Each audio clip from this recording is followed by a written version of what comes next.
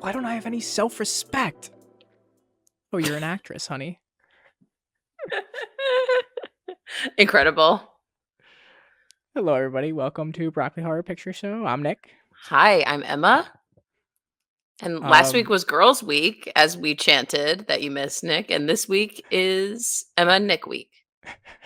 Big one. Big name for us. Big name. Yes, Kristen can't join us, but she's here in spirit. And She is here and maybe a little more than spirit. We're not sure. she might be watching. Might be listening. Live studio audience.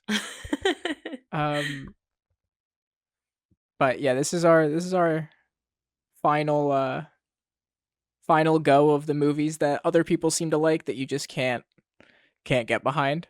Mhm.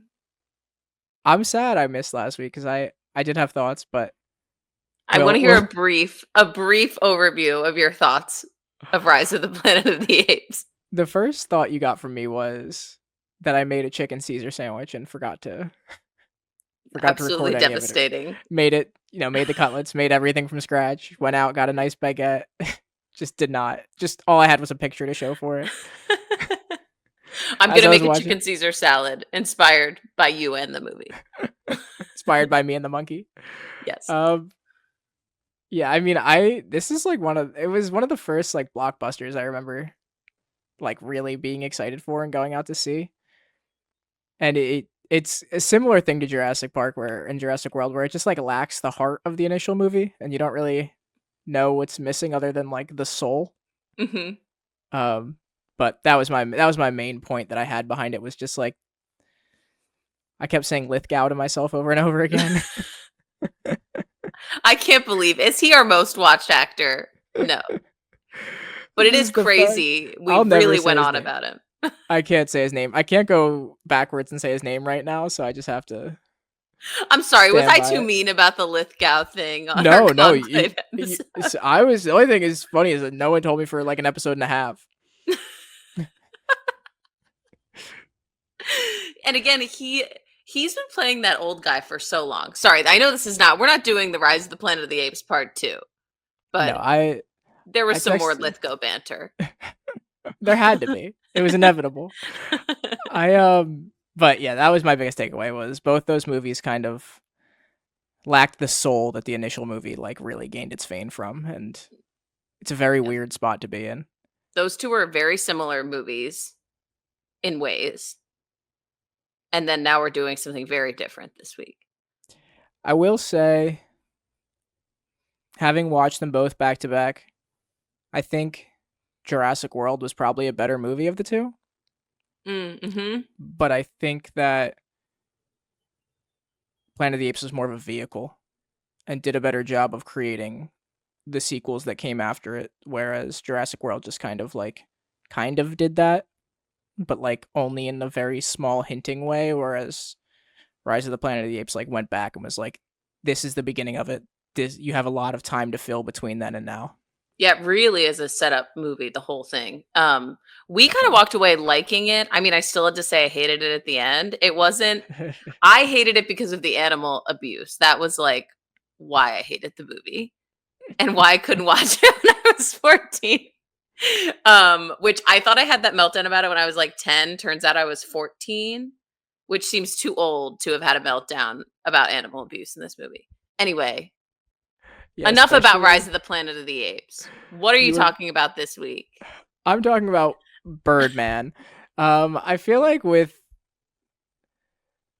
this movie, it's one of those things that whenever it comes up, people get very passionate about how much they love this movie, and how moving this movie is. And I should just record myself saying this at this point so I can stop repeating it over and over again. But I haven't seen this movie since I saw it in theaters.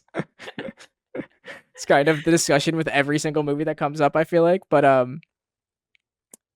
yeah, I saw it in theaters and I saw it with my dad and we legit almost walked out. We both just I don't think I've ever actually walked out of a movie, but it was a late movie. We were like down the shore. It was like a rainy night and it was a flop for us. And I don't know, this movie movies shouldn't be as self-aware as this movie is, it feels like. I hadn't seen this movie before. Also, what Mhm. year did it come out? I think 2014.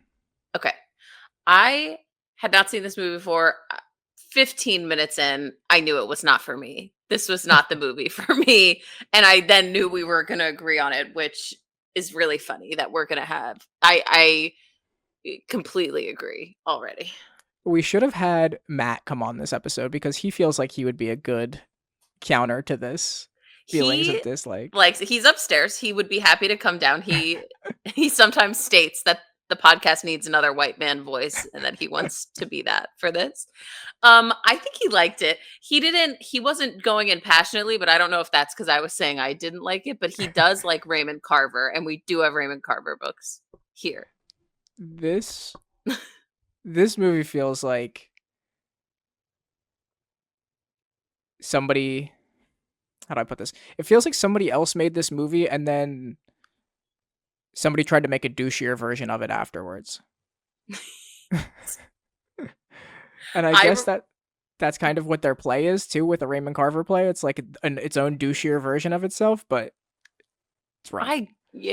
I wrote down.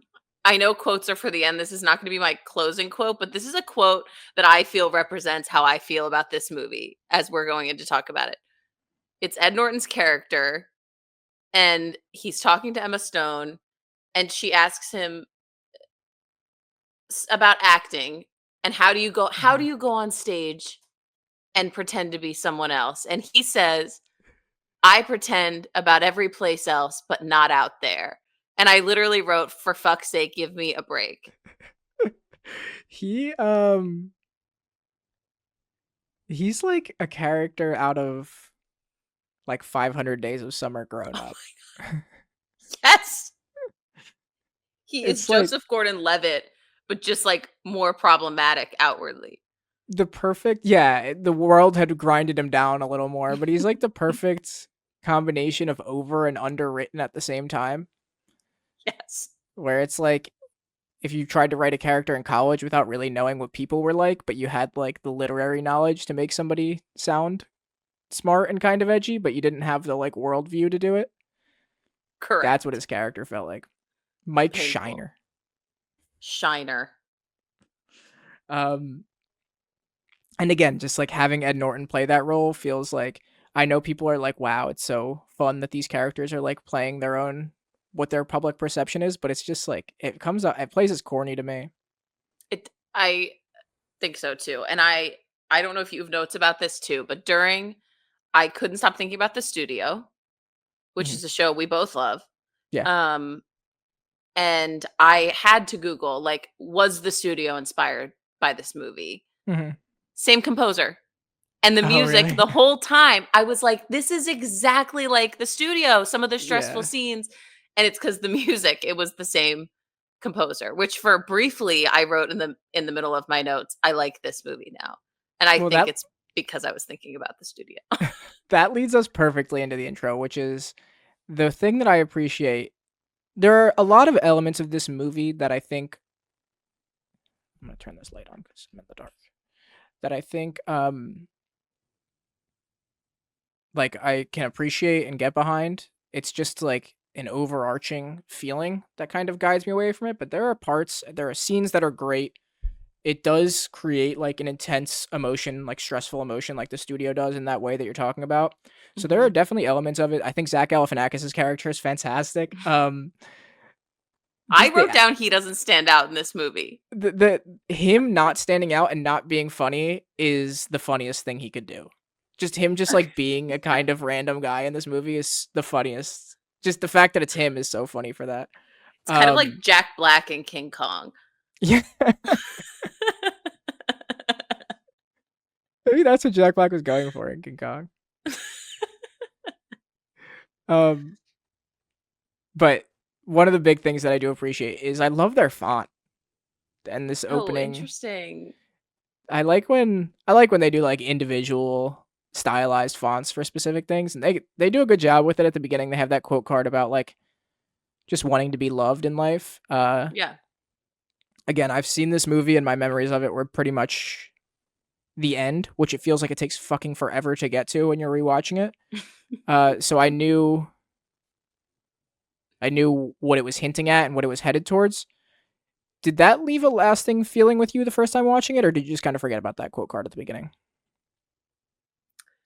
I I watched it today. So for the first time, I stopped and read it and Mhm. thought about it. But again, by the end of the movie, I don't think it was on top of mind Yeah, at it's all. one of those things that, again, might be a very self-aware thing for them to do, but it's like when you go back and watch it, it sticks with you a little more, just Hmm. throughout it. That makes But sense because then you know more of what the subject matter is going to be. yeah, it feels like one of those things the first time you watch it, you would never remember that even being there. Uh, No, I remembered it when you said it, but not. I couldn't have told you what it was. yeah, and then right away they do kind of a similar thing with the first shot where he's just like levitating in his underwear, and you're just like, what the fuck? It just doesn't even like is not even a relevant thing in the movie for like a really long time, which is like cool. Like it's a again like an objectively like making a film technically thing to do, Hmm. but it Yeah. just I don't know. Again, it just doesn't land for me the way I feel like it's supposed to. Where it's like I'm supposed to be thinking about this and looking back on it, and like at some point be like, oh yeah, and he was floating at the beginning, and I just like don't care about it really. I'm just like that was weird. No, they show his powers like infrequently enough, and they that I forgot every single time that he came back to it and was moving shit with his mind, Mhm. that I just didn't know. I get it. Like this movie's like, I get it. I get what they're, but I just didn't feel like it was that like I didn't think that the plot really even needed it. You know what it is? It's an English teacher wrote a movie and is like explaining to the class all the symbolism of the movie that they were like a high school honors 10th grade English teacher. Yes. People are going to hate us for this episode. We don't have anybody fighting for Birdman. If you like Birdman, which is funny because if you're coming to the podcast, it's probably because you watched the movie and enjoyed it, not because you hate this movie and then you just randomly tuned in to listen to people talk about it. Hey, So but this nothing one's bonds us like mutual hate. So maybe that's how we should advertise ourselves. Come to this podcast if you feel passionate hate for Birdman. haters galore. Yeah, I mean this we decided to do an entire segment on movies we hate. So Except for Rise of the Planet of the Apes, the whole time I kept having to be like, "No, but I do hate it." you're telling yourself. I promise I hate it. But this movie I really didn't like. Well, I'm glad. I feel honored that I picked a movie that has, I think, like above a 90% on Rotten Tomatoes, above Yeah. an 80. I think it's like 5 out of 5 on Common Sense. I saw like a lot. Its reviews are incredible, so I'm honored that I picked something you also don't like. I was reading on like something on Reddit. I was looking up something about the studio in this movie, and I saw multiple comments that were like, "This is my favorite movie of all time." Yeah, it's such a Reddit movie. They love it. They love it over there. But I feel more to like Riggin as he's walking to the stage in this first scene where he's just like doesn't even know people's names. He's a miserable guy. Um, has been washed up. Sad sack. Yeah, and you're just like, yeah, I get it. I know this movie. This guy's washed up. He's trying to work on the stage. He doesn't care about acting really. He just wants to get his glory back. And then a light just fucking kills just hammers, not kills, but levels the guy in the scene with him that they're rehearsing. Oh, yes. Yeah, Um he's and out. then and then he just walks away. He doesn't really care about the guy. He just walks away and is like, "Oh no, I have to find somebody else now. That guy Yep. sucked anyway." And we get Zach Galifianakis yet again. So Not a boring. not a not a necessarily relevant role as his friend, or I guess you could argue not even really a necessary one. But It's like I the mean, do you? straight man, I guess. I guess, but you are kind of playing that role. Like you have a POV the way they shoot this movie. I guess we should talk about the important, relevant thing that this movie does is the no Mhm. cuts for. The oneer. It's like a oneer, but they I mean they do. It's not a real oneer. Yeah. I mean, not that a full movie would be wild, but yeah, they do some tricks to make it feel like it's a oneer the whole time. See, I just feel Um, like the studio did better with everything in this movie. what the studio does, I think, really well is it uses its walking shots more sparingly. Whereas this Mhm. whole movie, you feel like you're walking with the actor, and it Yeah. just at some point is like, all right, like I understand that this is like a pretty impressive thing you're doing with the dollies and everything and the steadies, but it's just like, can we I get it. I can we just get get a it. shot? Yeah, can we just get a shot here? Can we Um, just get a shot? Yeah.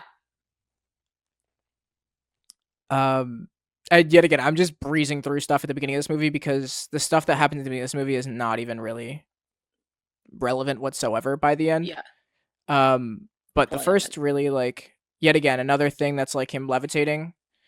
Mhm. Uh, you get the internal monologue here when he gets back to his dressing room, where it's like the deep voice in his head that's telling him you should be a star, you're wasting your time here, you're worthless. The people need to see you. You need to be out in front of everybody. You need to be a celebrity again. Mhm. Um, I don't know. I don't. This is jumping pretty far into the movie, but it feels like as far of the things I hate about this movie, I feel like they're the way they display schizophrenia feels pretty accurate. Um, Mm. not necessarily the voice. I mean, the voice, yeah, but that's like the obvious one. I feel like anybody could do that right in a movie, but it's like the emotions he plays and the like swings he plays and the mania he experiences at times feels pretty spot on. I mean, listen, I'm no expert on schizophrenia, but from the people I know that have experienced it, it seems pretty. Mhm. I I wasn't sure. Is that, like, confirmed that that's what it was? Because I just, I just kind of watched this movie. I wasn't sure exactly what everything that he was doing, what it was, like, fully representing. So it is schizophrenia? I mean, yeah, I didn't look it up, but that's my takeaway is that like it in terms of like the I don't know the whole scope of everything he does, it feels pretty on the nose. Like, Mhm. That makes uh, sense to me. yeah, on the nose. Ooh, Oh that's a tough one. god. Too Didn't soon. mean to. No, I um, enjoyed there were certainly parts of this movie I did like. Again, halfway through my notes, I do write, I like it now. And I did I really I also couldn't tell if I didn't like this movie or I just didn't like Ed Norton's character. Like, I liked these moments of Michael Keaton. I liked his character's arc. Like, it's a pretty, I don't know, it's not enjoyable is not the right word. It's compelling. yeah, I wrote there's a version of this that still involves the other characters but doesn't focus on them as much, and it's just like a Black Mirror episode, Mm, mhm. and I like it's that. really good. Yeah. I enjoy it a lot, but yeah, it feels like a lot of stuff happens in between that's just like, okay, Yeah. thanks. Um, there is a very funny scene here where he's talking with the press and they do like a very funny range of journalists that are talking to him, Mhm. which feels like pretty spot on for a washed up, former superhero actor Yes. that you would end up with these people. Um, I guess a lot of this stuff Michael Keaton probably has pretty good firsthand experience Mhm. in Would terms of like what these scenes are like. do you think that this was written with him in mind to play this part the whole time? Yes. I think Yeah, s okay. I think so I too. think it only exists with him playing this role. I agree. I I don't know. I don't know old superhero movies that well, but I don't Same. know who else I would have play this. Yeah. Like you need somebody with the acting ability and the kind of washed up forgottenness, which is like a Mhm. very very weird little niche to live in. Yep. And then they kept Um naming actors in the beginning that were currently in playing superheroes. yeah, I don't love I don't know. This movie feels like it needs to take place outside of our universe almost.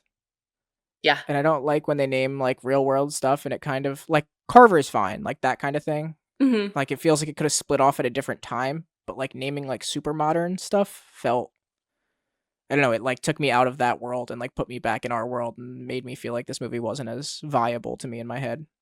Yeah, because I started to think in that scene when they were naming actors, were they gonna have an actor playing himself come Hmm. in? The studio all over again. Yes, and then it was just a fictional dude. Yeah. Who, but that's the thing, like if all these other actors exist, which is, I mean, it's very funny that Ed Norton played a superhero. It's a very funny aspect of this, but Who did he play? he played before Mark Ruffalo was Hulk, they made an Incredible Hulk movie, standalone movie with Ed Norton Oh, that that just was like him. got thrown away by the MCU, was just like that didn't actually exist, it never happened. And it was Ed Norton. Okay, that is funny. Yeah, it's pretty good. It's a weird little aspect of this movie that I feel like they like don't acknowledge but is like hilarious. It's There. kind of like Ryan Reynolds being Deadpool, but he was also Green Lantern and just like such a flop of a way. Yes.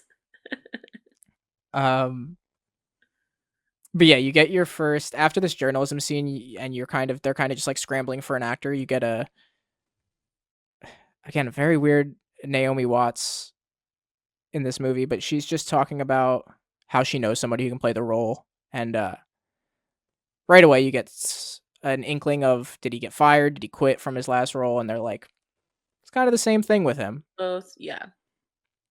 And the vibe that Um they're sleeping together, right? yes, yeah, Yeah. yeah. Yeah, you got she's tongue in cheek about a lot of things with him, and you kind of get a feeling that something you don't know necessarily that they're sleeping together, but they have a past at least, Yeah. even if they're not currently sleeping together. Mhm. Um,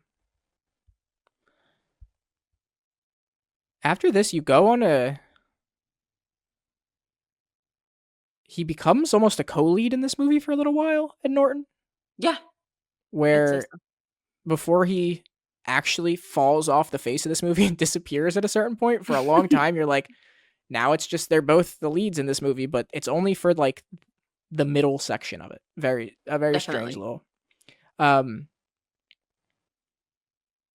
but he shows up and he hates him immediately. He hates Reagan for trying to write, direct, and star. He hates him for even trying to be in Broadway, and he's like kind of messing with him, acting like because he's clearly talented when he shows up. He knows all his lines. He knows how to Mhm.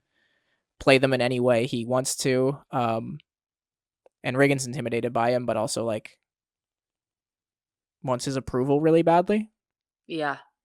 because he's like trying to break into this world that it feels like Ed Norton's character Mike just like dominates and like embodies basically. Mhm. Um, and he's like trying to punch it up for him and like show him his stuff.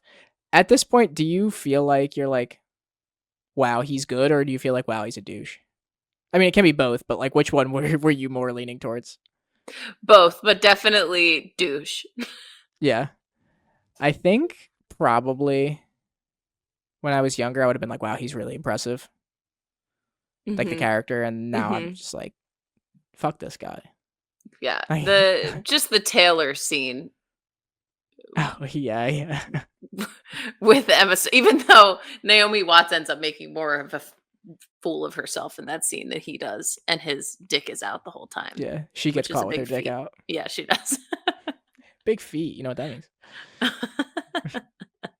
Um, yeah, this is we've kind of been dancing around it, but do you have any of your thoughts on Emma Stone now that we're here?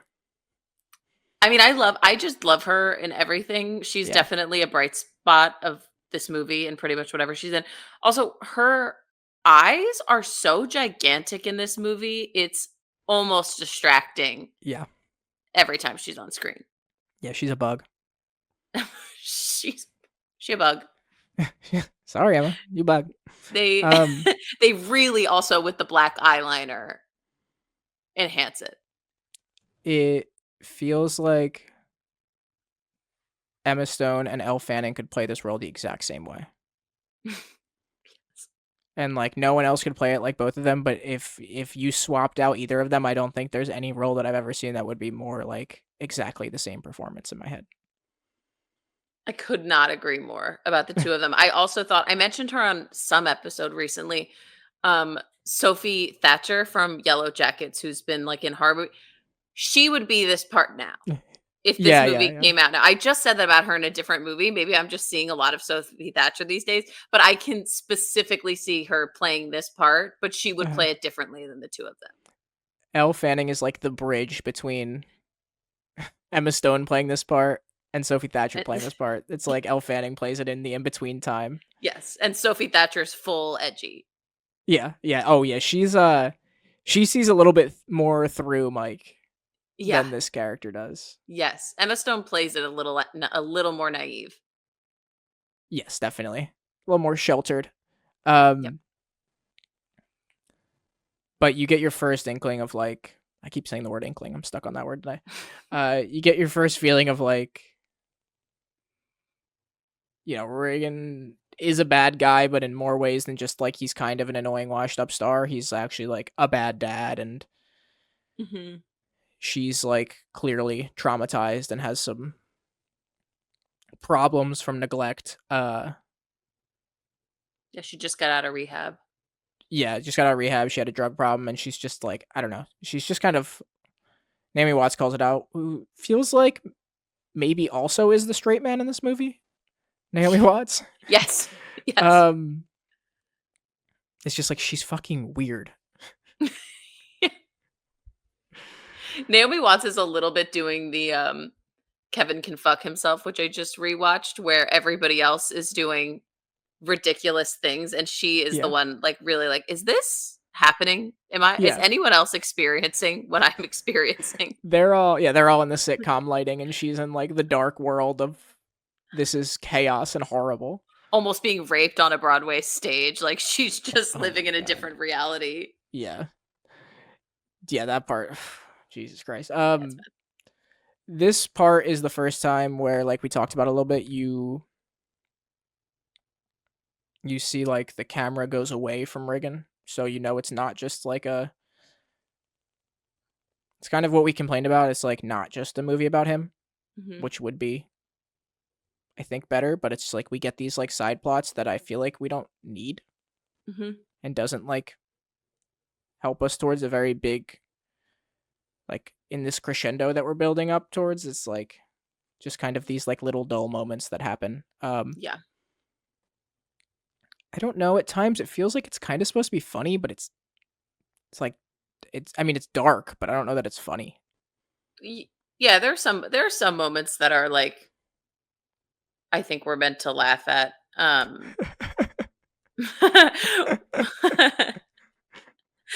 It was funny, the scene where a fan comes up to him in a restaurant and she asks for a picture and she kisses him. Yeah, yeah. Yeah. Paula You're so Pell, you're so handsome. you're so handsome. That was funny. But That part is funny. when else? Yeah. No, that's what I mean. Like, there's parts like this where his dick's out, and you're just like, I don't. It feels like this is comic relief, but it's just like the way these characters are played. It's not really, and I don't know that I'm supposed to think it's comic relief, but it's like, Yeah. Are we too old to think it's funny? Or are we now just like traumatized by life that we're just like, no, this is just a guy being weird towards women and the tailor that's in this room. I was gonna say, are we only 10 years away? But it's like already not. Aging that Yeah, it's a different. It was a different time. different time. Um, yeah, I guess it's a weird in between where if it felt like it was a period piece, it would still kind of be funny because it's long enough ago that you were like, yeah, that shit's fucked, but like it happened. Yeah. But it's also not new enough that you're like, I know that they're like kind of winking at themselves. It's like feels like a weird in between It era. does. It does. Um, but another ridiculous scene. He finds out that the other actress, who's she played by? I don't even know. Did you recognize Oh, her? I don't know. Reagan, you're saying his girlfriend? Yes. No, I don't know that actress. I looked No, up I her didn't. name and of course I can't remember. I should have written it down. Yeah, I looked it up and I didn't recognize it, so I just moved on. No, me either. Um, well, Birdman learns that Bird Woman is pregnant. Mm-hmm. Um, and then they just kind of are like, and now it's preview night. Yeah, he's like moderately happy. Like he doesn't He have too big of a reaction. he does like a polite level of happiness. It feels like It's where like he already knows he's not going to be around. he's not like the worst person, No, he's really not. which is interesting because it feels like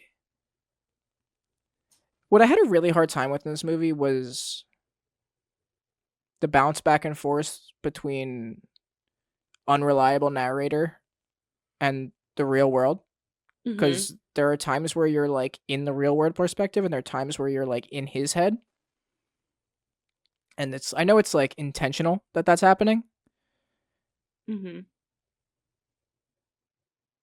but I just like scenes like that. I'm like, is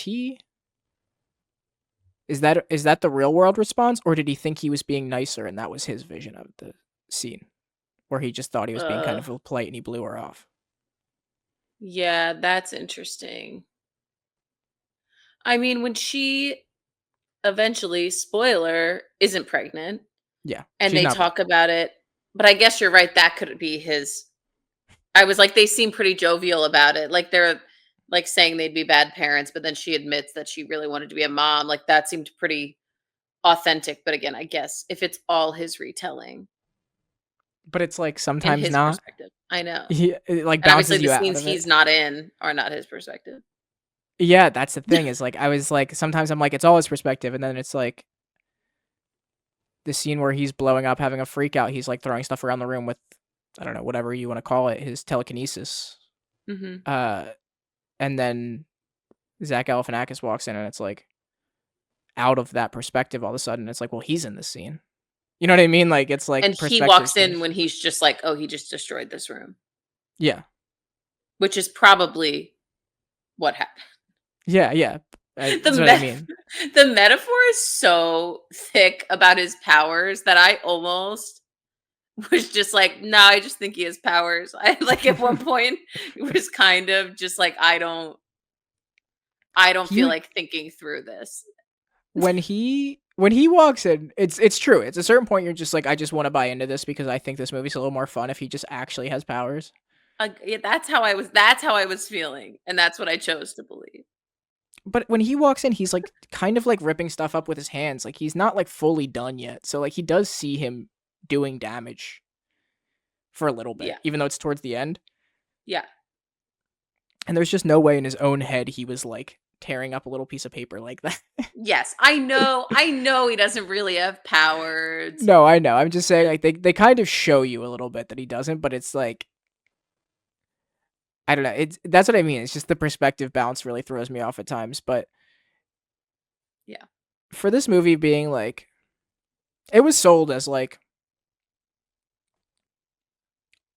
if you were going to see this movie, you knew about the oneer that they did.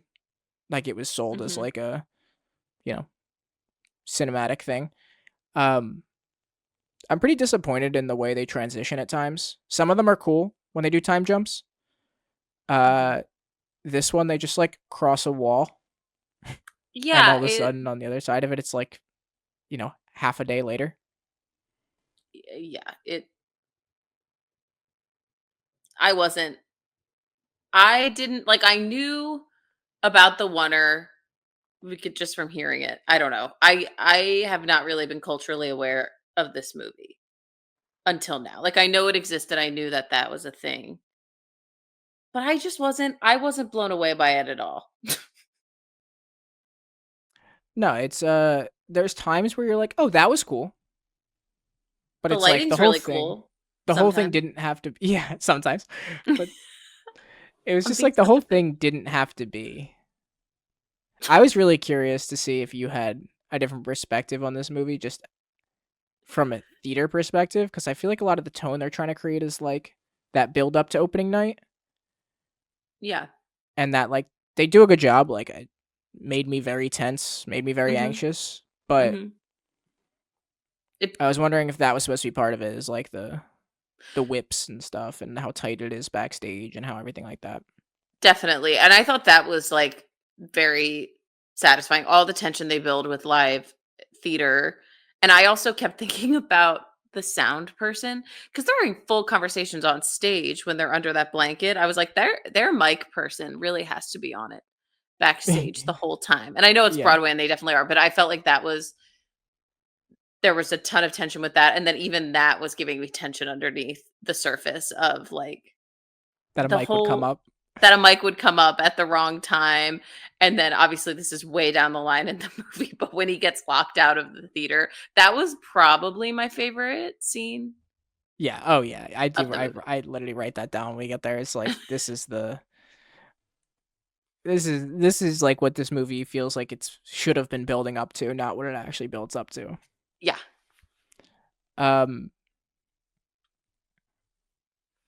we get to the stage scene where Mike becomes like full Mike. We finally get to see what the problems are with Ed Norton's Mike character, Mhm. and he's just actually drinking gin on stage. Um, Yep. fully drunk, acting like it's like a performance decision. Mhm. Uh, but really, it just feels like he doesn't really respect this play, and he just wanted to get drunk on stage and see how he'd do, see how it'd Yeah. go.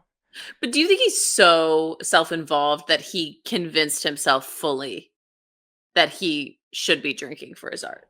Oh yeah, he's the kind of liar that like he's lying to himself, so it's Yes. convincing. Yes. Yeah, definitely. I definitely could see that. I think that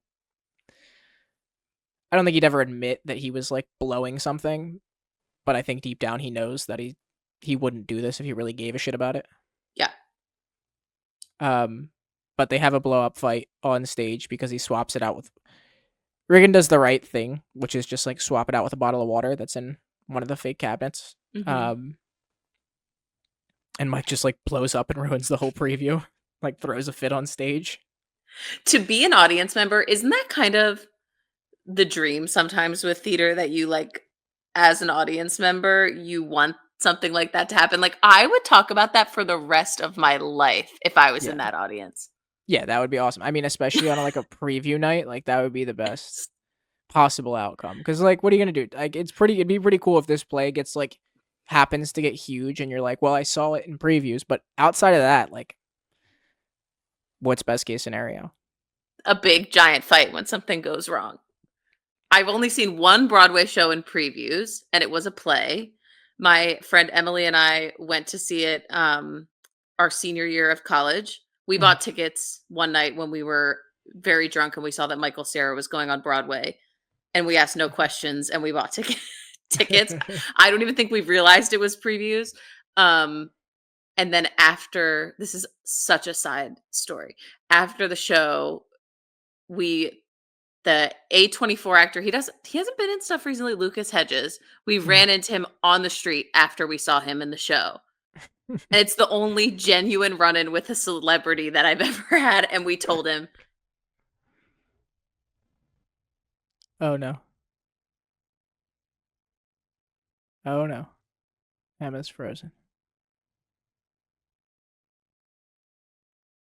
What a moment for us to "Oh freeze that. no." Literally, it was, and we told him, and then it froze. And we told him that we loved it, and he did a great job. They And never he was made it very to nice. opening night. They never did. Him and Michael Cera got into a fist fight on stage About rum.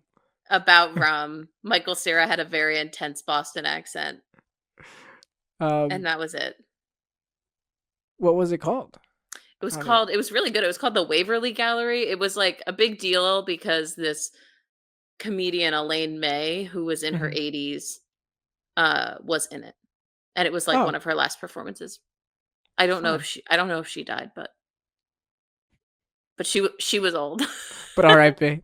But R.I.P. Even if she just rested, I hope it's in peace. I hope so. So yeah, theater previews, that's my only experience. And you wish that Michael Cera got in a fight. Yeah, we like waited by the stage door, which I never do for shows, but we did for Michael Cera, and we realized that he wasn't coming out, and all the people there were like Elaine May super fans, and we were sort of like, this is not the place for us Yeah, I want right now. Scott Pilgrim. Yeah. Um, yeah, I mean, the preview, the whole concept of previews just feels like such a strange. Like they're obviously necessary and like very Hmm. important for everybody involved, but like it's just such a strange concept of like seeing people like opening. I mean, it's kind of corny, but like seeing behind the curtain like that is a very strange moment. I feel like for everyone to be involved in. Yeah, I feel like once it gets to like Broadway previews, it should be like seeing the actual show. Like I feel like Definitely. um but I know but there are like a bunch of previews that shows do in DC is always a place that they go to. So in Hmm. college a lot of people would go see like shows that were workshopping before Broadway. I feel like those you actually hear about things going wrong because they're so early They're in pre-previews. pre-previews. But Hmm. this fight that they have in this movie should probably not be happening No, at this definitely far not. in previews. Um, it's kind of comical that you could just fill this role like this at this point. They only really show you two scenes in in the play that makes it feel a little more believable that a guy could fill in for a whole play like this. But like, Mhm. it's a pretty absurd fill in at the like literal day of last minute At the of last minute. previews. Yeah. Um, but in terms of Mike, like, and his ability, you can kind of get a sense of even after that fight that Reagan like still wants his respect. Yeah. Like he's still like he's so mad at him, but he's also like still wants him to think he's a good actor. Yeah. Um, the other, or not the other, but like the most shocking part of this movie, I'd say, is that his ex-wife shows up and she's like really normal. So normal. Another straight man for this Yeah, movie. yeah. Another person that's making Zach Galifianakis obsolete. Obsolete. And she genuinely cares about him too. It yeah. Yeah, she's just like good, like a good person. She's a good Um, person. which feels incredibly strange in this movie. Yeah. Like it feels. I know it's supposed to feel out of place, but even for feeling out of place, it feels out of place. Yes. I feel like the women really ground the story in this movie, and then the two main guys are like off in their own universes. Spiraling, yeah. Yes. And then Zach Galifianakis, I'm not even factoring in. I think I think his girlfriend, that's the actress, is a little bit unhinged too in this movie. Oh, yes. She's the other woman that's a little bit you're like, "Whoa." Yes, she's a little bit out there. Yeah. Um after the ex-wife comes by, you get the Reagan kind of cools off and he goes to the bar with Mike. Mhm. And he kind of tries to like man to man with him like what they each want from this show basically. Mhm. I I, I don't know. Again, phrase of the episode but just like doesn't land. Like just kind of Kind of flies by doesn't. this scene like it feels like it could be a big moment and it's just like I understand that like it's not really supposed to be but it's like it's in the end it's supposed to feel like it could have been and they missed each other on the way by. Mhm. um but I just felt like it could have been a moment where they at least like felt like they came together and then had their separate ways. It's just like why include this if they're not gonna. If nothing really productive is coming out of it. And not even like the feeling of anything productive, just like yeah, I guess we're fine, but time sleeping it off probably would have had the same effect. Yeah, I agree. um you start to get the perspective of Emma Stone a little bit too here. Uh, Mhm. he has a conversation with her as well. Same thing. You kind of know where they stand. They're just over like, he's like, "You're a kid who only cares about likes." She's like, "You're a washed up has been. That's only cares about being a celebrity." And it's like, okay, well, that's where I thought they were before this conversation. So Yeah, she was mean to him, she was mean to him. but does he deserve it? Is A it his little. perspective? Oh God. That's what I just don't like the. I Hmm. don't mind an unreliable narrator. I just don't like when you don't know if it's one or not, and it's going back and forth between the two. Um, Yeah, I think on just like watching it and not thinking too much. I guess I just thought when he was alone, his perspective, when other people were there, it was real Yeah, it came back to a third reality, party. Yeah. which could be me not thinking enough about It this movie. it could also be me overthinking it on a second watch where I know where it's headed and I'm just like trying to, you know, fill in the gaps. And see, this is how this movie's dividing us. This is how this movie is confusing its audience more than entertaining. I think I don't know. I think that the like world inside the world of how the play is like reflecting his life is just like so in your face Yeah. that it makes all of these things in between almost feel corny as well when they don't have to be. Mm-hmm.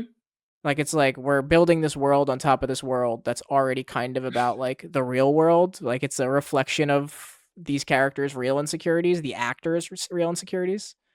And it's like, how many layers are we gonna go here? And then also add like an unreliable narrator. It's like too many That sentence out devices. of context is It means crazy. nothing. It means nothing. I said nothing.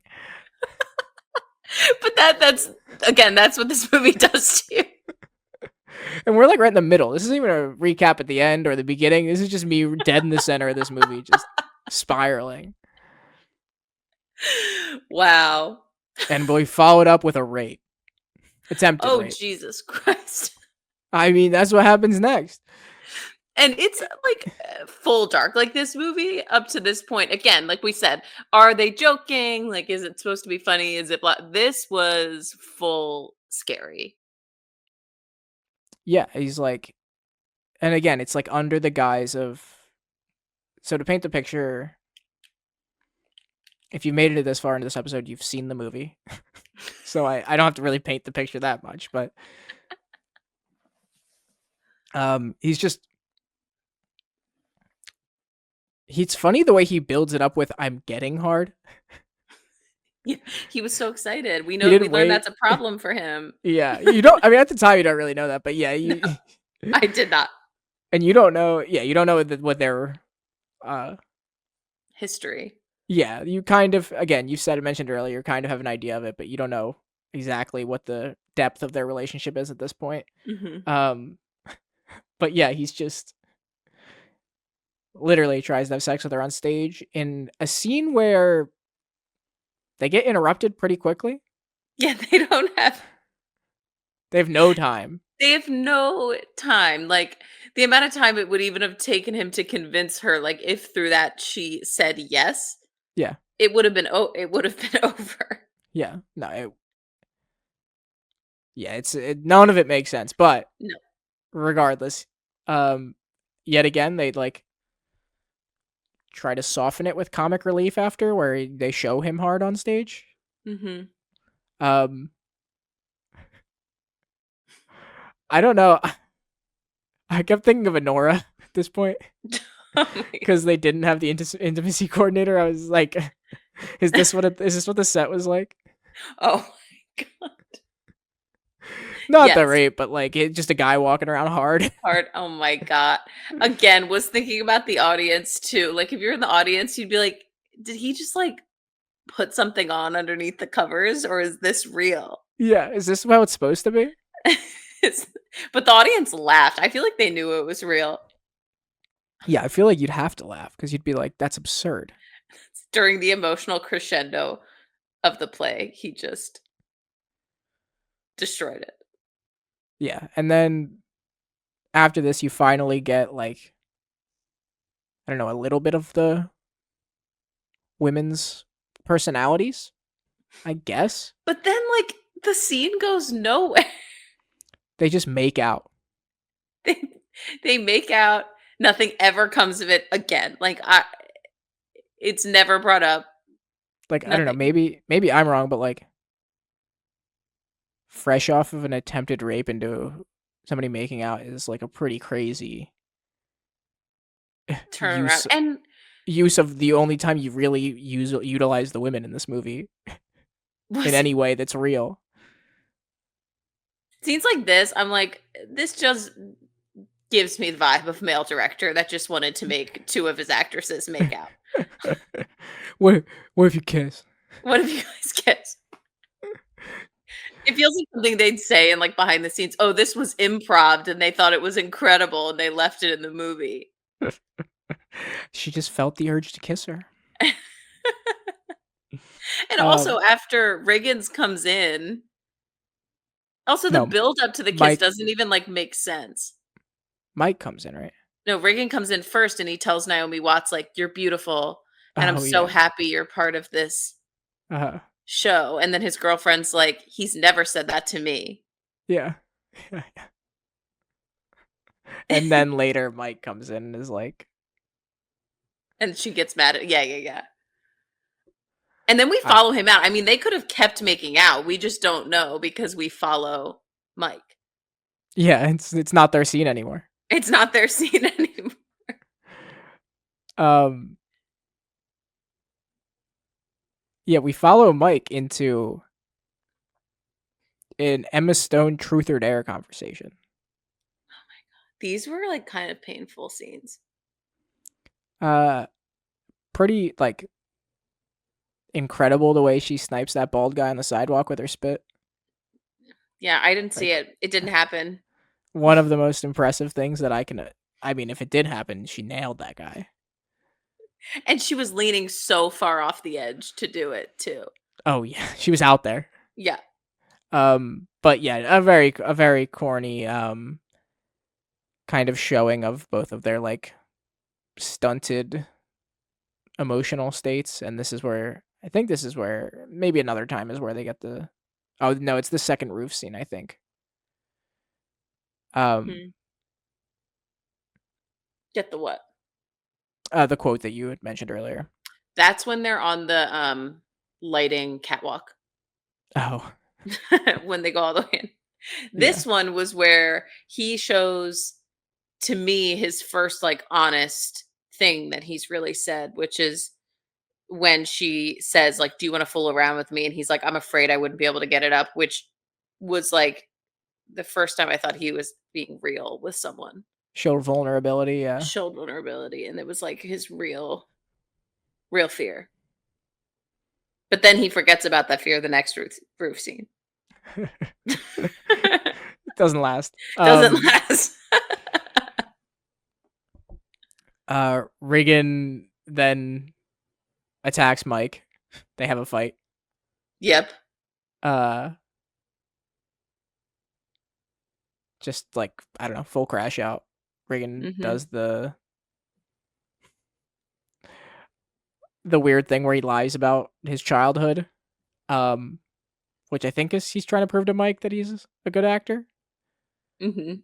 But I feel like acting is like proving to somebody is like getting people to believe you even when they know you're lying. Yes. And lying when somebody thinks you're telling the truth is just lying, not Is the acting. is the opposite. Yeah. Um, Wait, I did have something to say about the roof scene that I forgot that I had a note about. go. So Reagan is not in this scene, so it cannot be his perspective. Uh-huh. And they're talking about him as a dad. And she is like, "Oh, he wasn't around." Mhm. And he's like, "What did he do to you though? Like, what did he really do to you?" Like, probably trying to get Yeah, out that he yeah. like hit her or some shit. And she Mhm. was like, "I don't know, he wasn't around." And then when he came back, he kept trying to tell me that I was special. And I was like, "Wait a second. Was Reagan just like an okay dad Yeah. that just wasn't around that much? And you've created this whole narrative of why you hate him so much, and he really wasn't all that bad." I don't know. I think he shows it multiple times that uh, he doesn't actually give a shit about her and she's just explaining it poorly and like kind of embarrassed about like going into more depth about like the emotional neglect versus like actual some kind of depth or like some kind of not depth but some kind of like I don't know physical or like very serious thing but like Mhm. he does it multiple times show that he doesn't know shit about her and he doesn't care to know shit about her and it only matters how it reflects on him what she does. Uh That's You know what I true. mean? Like, he shows that in Yeah. their conversations. So I feel like in that Yeah. moment, she concedes a little bit, but I don't think she should have had, like, I think she felt like she had to, and, like, kind of in her own brain, like, starts to give a little bit, but I think she's justified. Yeah, you're probably right. I don't know why I'm being a Reagan apologist about this. I mean, like, listen, it's mental health, so it's not like he's, like, a bad person for it and he's doing anything, like, I don't know, that's under his power at certain times, but it's like, Yeah, I still think she was, a little just more embarrassed to than say it. And yeah. And she's a than crush on this guy. She doesn't want to like trauma dump him, like, in a real way that's not just, like, being edgy. Yeah, 100%. Yeah, I don't know why. I do feel like deep empathy for him throughout parts of this movie, though. Oh, yeah, because you feel like stuff's happening that's just, like, way out of his control, and he's just, like, spiraling. Yeah. Yeah, yeah. Um, Okay, we can move on. I just wanted to bring that up. no, that was good. That's after the fight, we're right back on the roof, so Oh, second roof scene. yeah, I don't know what leads to them kissing, but that's where it ends. Well, that's where it goes. that's where it heads to, yeah. Um, I felt like we said, I don't know if I was pretty they feel like they're in a different movie, these scenes. I was gonna Uh, say the same exact thing. so I don't really know how to tie them into other things, and they do it just by walking through a door that heads to the roof sometimes, and sometimes not. This one seemingly comes out of nowhere, it feels like, just tied together by, like, his desire to smoke a cigarette, it seems like, but Yes, and then the quote that I said yeah, comes they go down to the lighting catwalk, and that's where that whole conversation, I could not handle how cheesy the whole thing was. It was cool. I'll give them the shot was really cool when they're above, and then it like pans down to the scene, and then he is on stage, and it's a live performance. yeah, there's, like, certainly some aspects of this movie that you're like, technically, that was cool, and Loved this is it. like, yeah, you did some cool things, but it's like the thread that's tying it all together is something that I'm not enjoying, but, like, there are little pieces of it that I really like. Yes. But we're finally getting to the fun part here, which is a fade, a true, like, on stage fade to black we get, which kind of feels like a clear marker in this movie of Mhm. when you look back on it, you're like, that's where it all, like, really started to go down from here. Mhm. Um, that fade to black is the last time he's like, I don't know, has a grip on reality, it feels Yeah. like, before it, like, fully flies off the handle. I Mhm. actually watched a lot of this. I watched up to this point, and then I, like, broke it up and then watched the rest of it today because I knew what the rest of it was, and I just, like, at the time was just like, I can't. You took an intermission, as you I did. should. It's a I play. did. It was a pretty clean break in the middle too. But right after this you find out Bird Woman's not pregnant. Bird woman, nope. No They wouldn't have baby. been good parents anyway. No, come on. Come Who were on. we kidding? Um he goes outside for a cigarette break and he gets locked out with his robe stuck in the door. I love physical comedy. This feels like this it's not necessarily the straw that broke the camel's back, 'cause it's a little more than a straw. It feels like the brick that broke the camel's back here. Yeah. Yeah. Uh, the way he's, like, moving in this scene and, like, the chaos of it feels like a cutscene in a video game. Like, you're in Grand Theft Auto, like GTA, the way he's, like, moving through the streets like that, Mhm. and, like, shoving people out of the way. Yeah.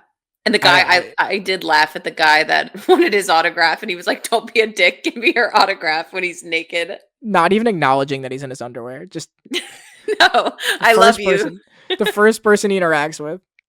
This was simultaneously, like, the really, really sad and really funniest part of the movie for me. Like, that was so funny, I was laughing, and then I immediately just got really sad when he was running through Times Square in his socks, and his socks were getting wet.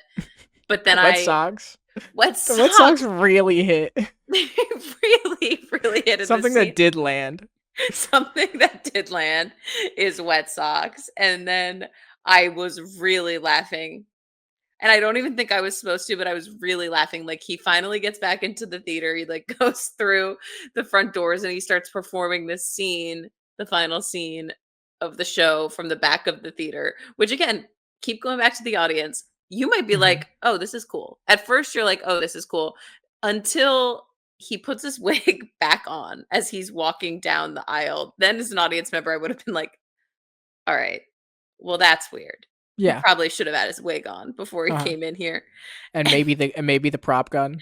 That is when I lost it, when I noticed that he was just doing a finger gun up the aisle. And maybe that was supposed to be sad. I thought it was so funny. And then someone handed him the gun from off screen. So he has it. The audience, when he first person, does laugh a little bit. Like, there is a little bit of a live audience laughter. So, like, I think they are aware that this is a comedic thing, but it's like, this is the funniest part of the movie. And I think maybe that was a shocked laugh. Like, I think, like, someone bursting in through the back, like, you might laugh, like, seeing the actor. But if he had had his wig on and he had had the real gun, I think you would have gotten on board pretty quickly. Like, this is still an intense part of the play. This is cool, yeah. But it's just so goofy. It's just so goofy. And his wet socks. I was thinking about his wet socks on the theater carpet. Oh, they're just, you can hear them just like slopping across. Slopping is a terrible word. Wait, is there a worse word I could have used? Is there? No, I think it was appropriate. Squelching. Squelching. Wet socks are one of the world's worst things. Really. Is there, sensory wise, there are very few things that are as horrific. I'm picturing this like really thick pair of socks I have, getting them wet. It's really upsetting me. We might have to end the episode. Forgetting you dropped an ice cube on the ground and then going back in the kitchen and stepping in that puddle. I never have to bite my tongue harder when I want to yell at Sadie if that happens. There's just like a little puddle on the floor and I'm like, I know I'm an ice kicker though. I'll never pick that up. If that ice falls to the ground, that's where it was supposed to go. I guess that's a good part of having a dog, is he just attacks it. Cooper's an ice man. Yeah, he is. He'll just jump on it. The problem is he'll kick it around and then you'll lose it. And then your sock finds it later. Yeah. Certainly. You'll get there one way or another. You'll get rigged. If it was one tiny spot, like I'm wearing socks, like I'm stepping on that ice, that melted ice. 10 times out of 10. It's universe. There's no way to avoid it. It's like a Lego on the floor. Out of this, maybe the wet sock is what breaks him, but he actually has a very real conversation with his daughter after this that like shit's going bad. Like, yeah. Because she's like, "Are you guys ready to open this show?" Fair. And he's like, fair question. Not a question. A pointed comment at him. And he's just like, I don't know, probably not. I guess not. Like, at first he's like, yeah, I think so. And then by the end of the conversation, just talking through it, he's like, yeah, no, we're really not. But what are we going to do? Yeah, it's as they say, the show must go on. Yeah.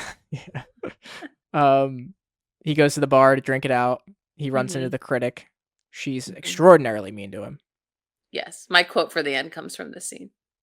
Oh, good. Yeah, this is a heavy, really heavy dialogue in this scene. But they both shit on each other, but it feels like she wins that interaction. He almost won. He had her in one round. Yeah. But then she came out on top. He never had any hand to play, really. He threw some good shots, but at the end of the day, it was just like she has all the power in their relationship. Yeah. He said, who would want to be a critic? Being a critic, that is the best job. You don't have to do anything. Yeah, all the reasons he said it was like worthless were like sounded pretty nice. He was like, no pressure, nobody, who cares what you do? I'm like, oh, that sounds cool. That's good. I mean, I would love to. I mean, what are we doing right here on this podcast? We're not acting. We're being critics, yeah. And guess what? I'm in my house right now. It's way easier than acting. Talking about a movie that came shitting on a movie that came out, like, over 10 years ago. With multiple Oscar winners in it. Uh-huh. That won multiple Oscars, yeah. Oh, did it? Um, Did it win Best Picture?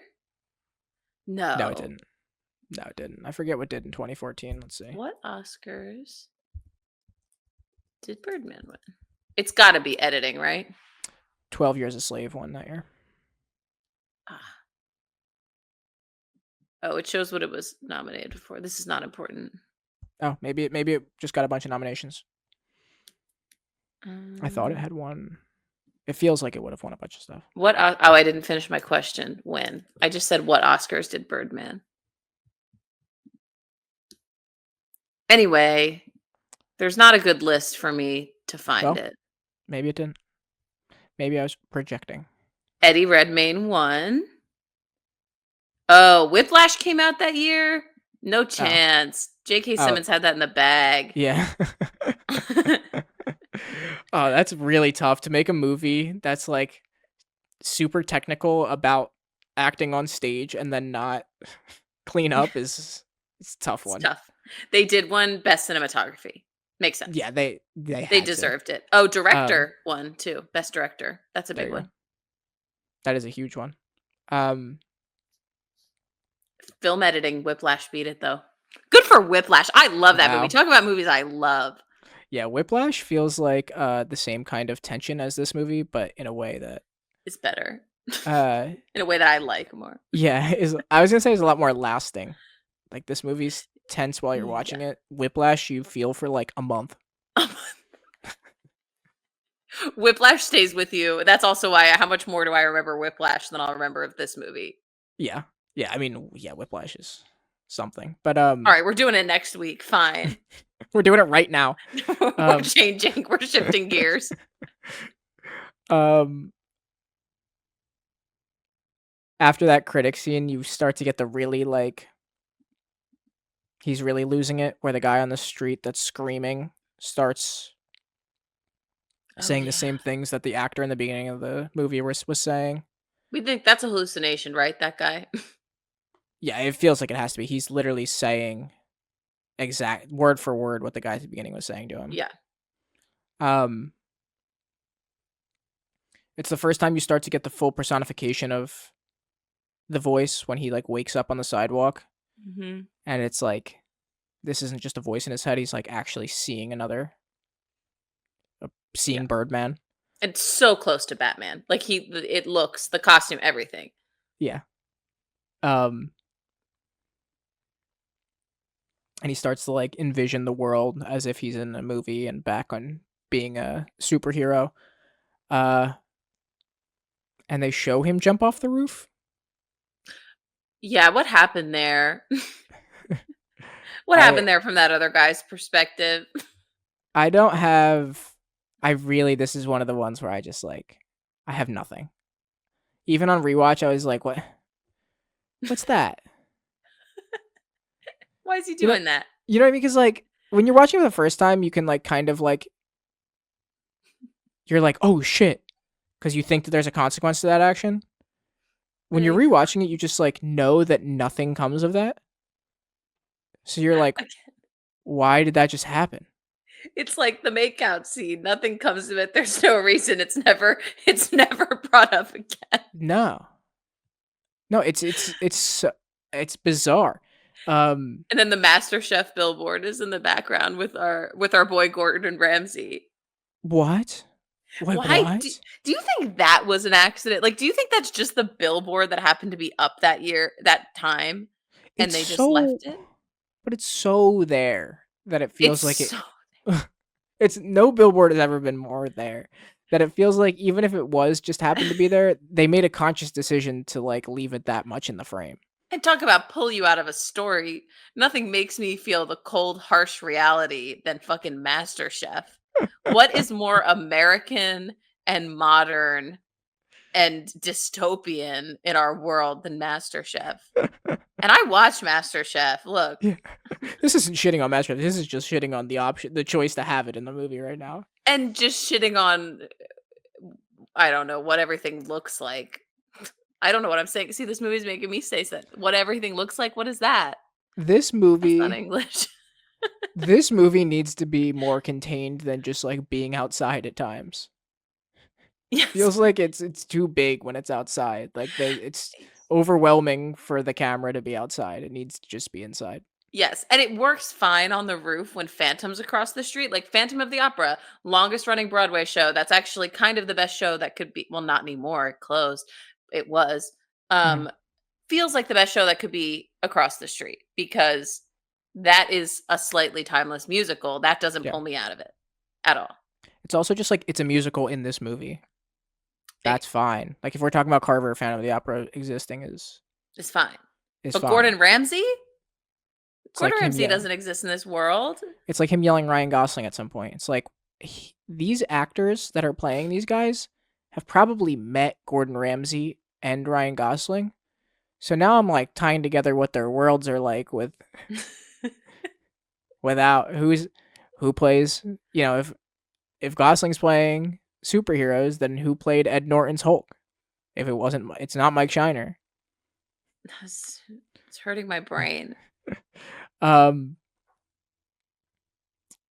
So he jumps off the roof, but he shows up in a cab at the theater. Yeah, so I don't know. Did he just Can he actually fly? Was there even a guy on a roof with him telling him not to jump?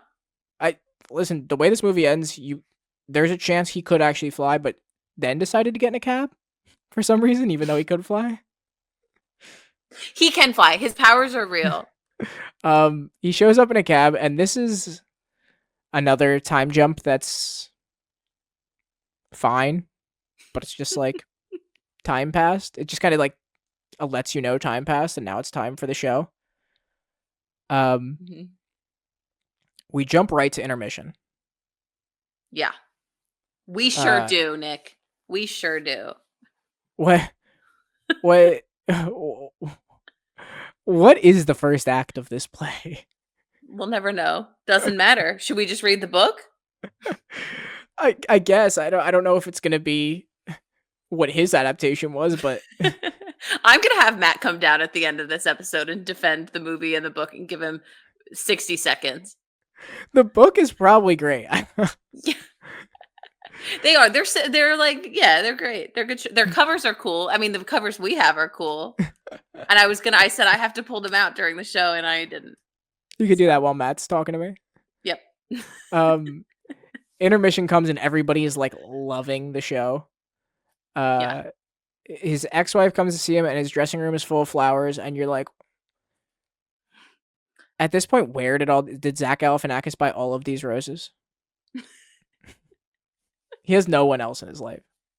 Oh, but what about like critics? They're like, I'm coming to see the show. It's a warning, or like, I don't know. You're right. I don't know.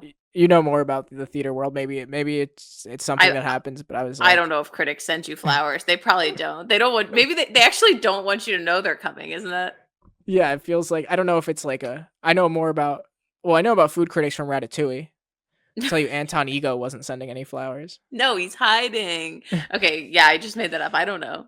Fans? Either way. Does he have fans? He has fans. People want him to sign autographs. Yeah, he does have fans.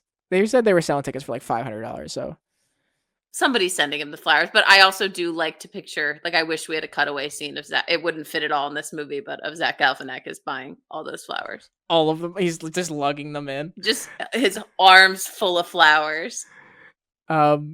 But yeah, he's in his dressing room and his green room, and his wife comes to see him. Yeah. Being super nice again. She's like, "You're way too calm. This is very strange." And he just starts like sharing all of the things he meant to tell her in life, including the voice he hears in his head, and she like dismisses that. Nobody's looking out for this man. No. So his response is to actually load a gun and to bring it on stage. She does kiss him at the end, but no, she's not looking out. Nobody's looking out for him. Zach Galifianakis doesn't give a shit about what's going on mentally. No, Zach Galifianakis is like, you got me into this shit, and you have to get us out of it. There is that whole subplot of them, like, maybe being sued. Oh yeah, the guy who got hit by the light. Yeah. Why did they say again that he wasn't gonna sue him? What did they know about him? That he That likes he like has a thing for nuns in diapers. nuns in diapers. That's right. It's like something about nuns. Um, he gets on stage Mhm. and he's just like,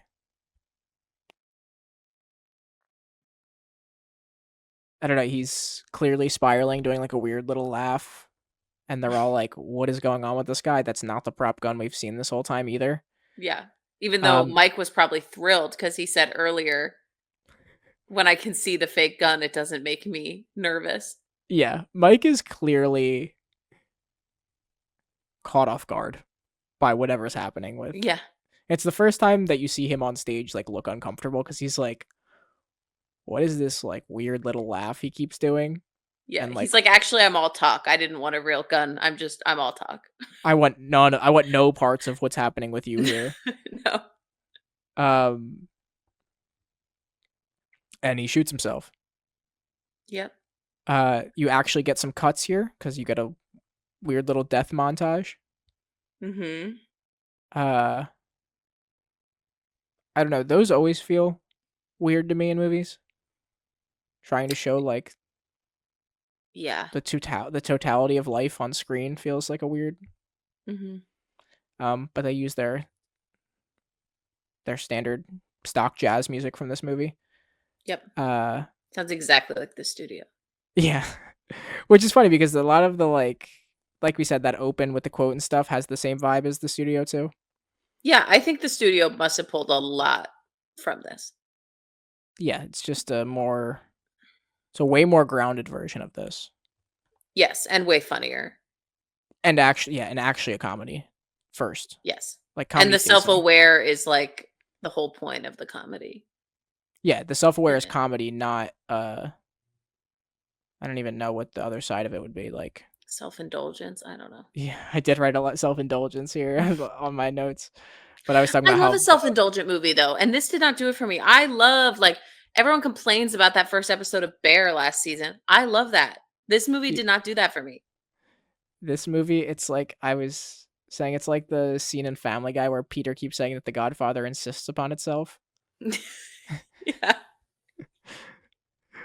That's Yes. that's how I feel about this movie. But he wakes up in the hospital and there's like a whole new tone to it for this last like 10 minutes where he's like, I don't know, you're out of the theater and the tension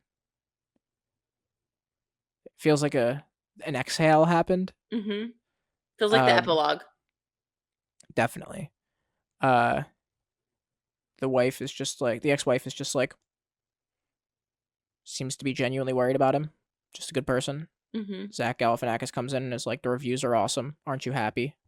He's clearly not happy. You learn that he just shot himself in the nose and he kind of has like an ironic little Birdman type mask thing Mask. on, Mhm. covering his quote unquote new nose. Yep. Uh, I'm just kind of gonna breeze through this here. He has a nice little conversation with Emma Stone. Um, he goes in the bathroom, sees like his old friend Birdman for the last time, and kind of just leaves him in the past as he walks out. It feels like he's actually dismissing him for once here. Mhm. Um, walks out, opens the window, and jumps out. Yep. Emma Stone comes back and sees him and looks up like she can see him actually flying, and you hear a bird call in the distance. Do we think Uh, he actually died? yes, I do. I think so too. I just don't understand how somebody who just tried to commit suicide would have access to a window like that. Yeah, that he can just be left alone. One left alone, two that the window would open like that. Like none of it. Yeah, you'd think in hospitals they should that It shouldn't happen. open in a way that you could get some air but not get out. You know. Yes, yes, yes. But yeah, I mean,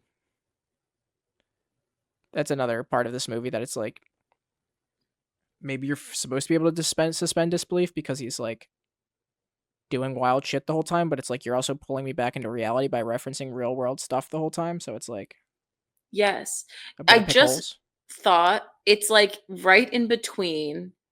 If the studio's all the way to the right, Black Swan is all the way to the left. And this is in the middle. Yeah, yeah, yeah. Because That's a like great way to put it. Black Swan's like essentially, it's obviously not the same movie, but it sort of is the same movie. Yeah, it hits the It's same like notes. it hits the same notes, but that one's all dark, Mm-hmm. start to finish. There is absolutely no levity Nobody's hard. in the Black Swan. Nobody's hard. And that movie, like, again, love that movie. And I don't know that just when I thought about that in the last scene, because right when he shoots himself, when we were just talking about, I thought about when she like dies at the end of Black Swan. Mm-hmm. And I was like, this is like if Black Swan just had one more scene after where she lived and then dies again. Yeah. Yeah, if it just like kept going for some reason. And I did like in Birdman, I liked the last scene with his daughter. Like I thought that was nice that they had some closure, but I Mm-hmm. almost like wish that had happened before and Yeah, he actually did die on stage and we saw that it was a triumph through the audience. yeah, Because we don't need Zach Galifianakis coming in and telling us that it was a yeah, success because he did that. yeah. Like, I We think get that's this. the whole point. Like, we We get know. we get the standing O. Yeah. I also think that like their moment of connection that they have at the end, and when she's like it seems like the only person that really, they kind of are the only people that really understand each other. You get that moment Mhm. could have happened in the toilet paper scene. Yes, and I loved the toilet paper scene. Yeah, that just like didn't. But yet again, it was like could have been a really good scene. And it just kind of was a nothing burger. Yeah, I think they could have hit the emotional note with his daughter before this, and then I just think everything else in that epilogue was, like, not needed. Yeah, it's actually pretty wild that we both don't like this movie because I feel like there's so many people that do, and I feel like they'd be refuting all of this. I know we have no one to argue with us. Well, I don't know. Well, What do you? I don't know if Kristen would have liked it that much. No, I don't think so. What do you give this out of 10? 6? Yeah, I'm probably like a 4. Oh, yeah. I think I think out of if I think of an average movie in my head, I would rather watch that than Birdman.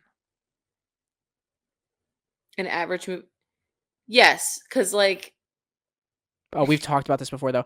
You do you'll do an average movie as a 7, yeah, I do. and I do an average movie as a 5, and your 6 and my 4 are like the same thing. You're right. You're right. We had this conversation before. I forgot about that.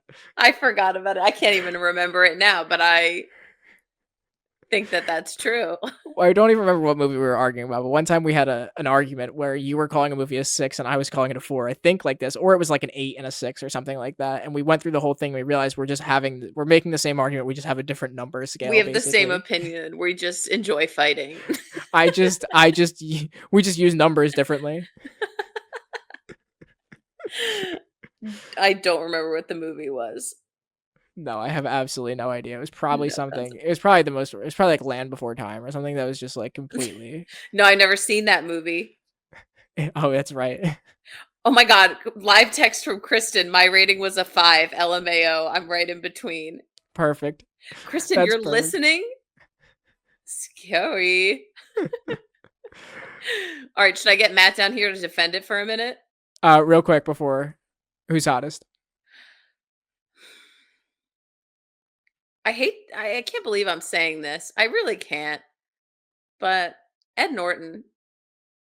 Really? Wow. I think it's Naomi Watts. Yeah, I think it's Ed Norton. I don't know. Yeah. I don't It's have still anything to defend. a I little bit of just the high school girl in you that's just like It's just my it's just my opinion. Just that's my opinion. Don't make me defend it. Don't I I don't say, want to say anything else about it. It's just what it is. all right, go get Matt. I'll I fill should space. I'm gonna yell, so I should mute my camera. Hold on. I I don't know. I really felt like as soon as I hopped on and started talking to Emma, I was like, I feel like this movie is going to be a Matt movie. But now I'm second guessing that opinion after hearing what Emma had said about what he thought about it when they were watching it together. She's really having to convince him to come on here. He said no, and now he's not answering. He does not. He heard you say Ed Norton was the hottest character, and he will not come on this podcast.